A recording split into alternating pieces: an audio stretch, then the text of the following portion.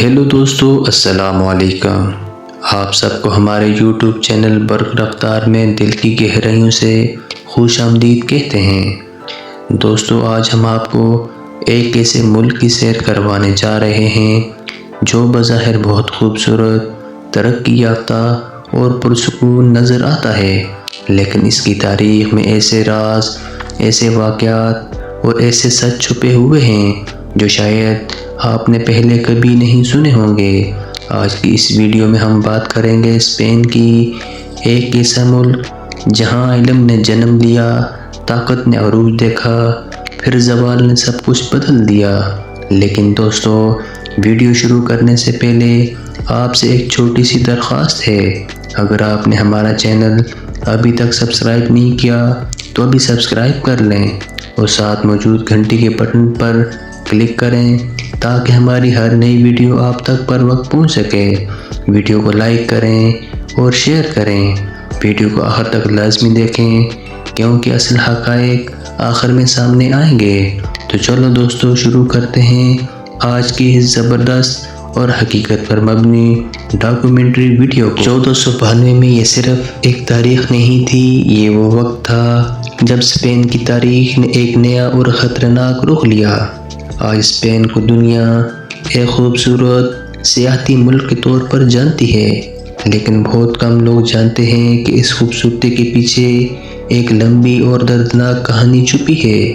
یہ وہ سرزمین ہے جہاں کبھی علم کی روشنی جلتی تھی اور پھر اسی علم کو مٹانے کی ہزار کوششیں کی۔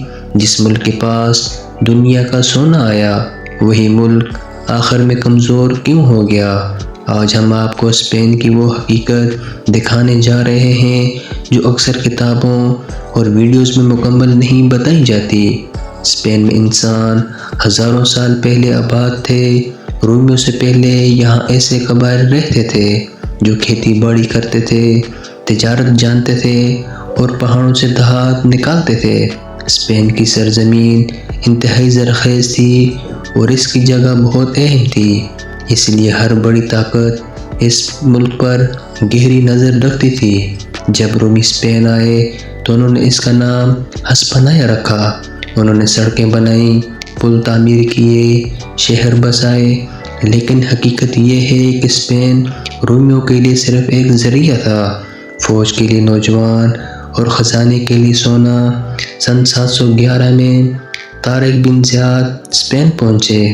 فوج کم تھی، وسائل بھی محدود تھے، لیکن نظم، ایمان اور انصاف اتنا مضبوط تھا کہ یہ فتح صرف تلوار سے نہیں ہوئی، بلکہ اس لیے ہوئی کیونکہ لوگوں کو انصاف ملا، ٹیکس کم رکھا گیا، ہر مذہب کو آزادی ملی۔ یوں اسپین میں اندلس کا ایک نیا دور شروع ہوا۔ اندلس کے دور میں اسپین یورپ کا سب سے ترقی یافتہ علاقہ بن گیا۔ یہاں بڑے مدرسے تھے، لائبریریاں تھیں، اسپتال تھے، عورتوں کو تعلیم دی جاتی تھی۔ قرطبہ جیسے شہر رات کو روشن ہوتے تھے، صاف ستھرے ہوتے تھے، جب یورپ کے کئی علاقے ابھی اس سے بہت پیچھے تھے۔ مسجد قرطبہ آج بھی اسپین میں موجود ہے۔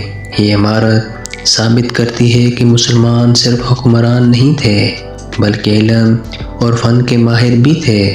آج وہاں نماز کی اجازت نہیں، لیکن عمارت خاموشی سے کچھ بیان کر رہی ہے۔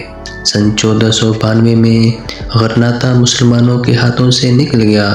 مسلمانوں سے کہا گیا کہ تم محفوظ رہو گے، تمہارے دین کو نہیں چھیڑا جائے گا، لیکن کچھ ہی عرصے بعد مساجد بند کر دی گئی، کتابیں جلا دی گئیں، لوگوں کو زبردستی مذہب بدلنے پر مجبور کیا گیا۔ یہ تاریخ کا سب سے افسوسناک دھوکہ تھا۔ اس دور میں ایک عدالت بنائی گئی جسے انکوائزیشن کہا جاتا ہے۔ یہ عدالت شک پر سزا دیتی تھی، زبردستی اعتراف کرواتی تھی، لوگوں کو زندہ جلاتی تھی۔ مسلمان، یہودی اور کئی عام عیسائی اس ظلم کا نشانہ بنے۔ اسپین نے امریکہ دریافت کیا، جہازوں میں سونا، چاندی، قیمتی چیزیں اسپین لائی گئی، لیکن یہ دولت عوام تک نہ پہنچی۔ بادشاہ عیش میں رہے اور ملک قرضے میں ڈوبتا گیا۔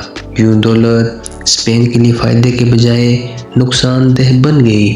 آج بھی اسپین میں پرانی سرنگیں، بند کمرے، خفیہ تہہ خانے موجود ہیں جہاں عام لوگوں کا جانا منع ہے۔ یہاں پر کہانی ختم نہیں ہوئی بلکہ کہانی ابھی باقی ہے۔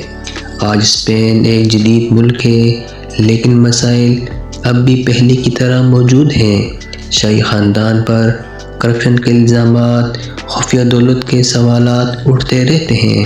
یہ سب بتاتا ہے کہ تاریخ ابھی ختم نہیں ہوئی۔ اسپین کی تاریخ ہمیں یہ سکھاتی ہے کہ طاقت ہمیشہ نہیں رہتی، ظلم عارضی ہوتا ہے۔ سچ کو دبایا جا سکتا ہے لیکن کبھی ختم نہیں کیا جا سکتا۔ تو معزز دوستو، یہ تھی ہماری اسپین کے بارے میں زبردست ڈاکومنٹری ویڈیو۔ اگر آپ کو یہ ویڈیو پسند آئی ہو تو لائک کریں، شیئر کریں اور کمنٹ باکس میں اپنی رائے کا اظہار کریں، اور ہمارے چینل برق رفتار کو سبسکرائب کرنا مت بھولیں۔ تو کل ملتے ہیں ایک اور نئی زبردست ڈاکومنٹری ویڈیو کے ساتھ۔ اللہ حافظ۔